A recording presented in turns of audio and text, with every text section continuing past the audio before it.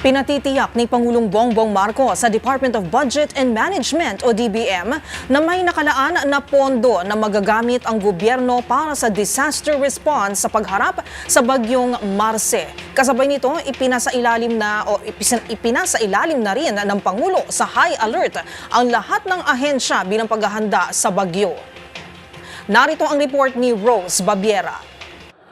Pinasisiguro ni Pangulong Bongbong Marcos na may nakalaan pang pondo na magagamit ang gobyerno sa pananalasa ng bagyong Marce sa mga lugar na kasalukuyan pa ring bumabangon mula sa mga pinsala ng mga nagdaang bagyo. Sa kanyang talumpati sa pamamahagi ng ayuda sa mga magsasaka at mangingisda na naapektuhan ng bagyong Christine sa Camarines Sur, inatasan ng Pangulo ang Department of Budget and Management o DBM na tiyaking may available pang pondo na mahuhugot para sa disaster response lalo na sa pagharap sa panibagong bagyo.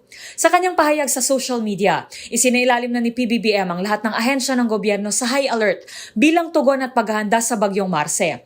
Binigyang diin din ito ang pagkasa ng maayos na sistema ng komunikasyon upang mabilis na makapaghatid ng abiso at impormasyon sa mga mamamayan. Naglabas din ng direktiba ang Pangulo sa Department of Public Works and Highways o DPWH at Department of Transportation o DOTR na paigtingin ang pakikipag-ugnayan sa mga pribadong sektor para sa mga post-disaster emergency response. Partikular na ang mga pribadong kumpanya na kalahok sa Build Better More infrastructure program ng gobyerno.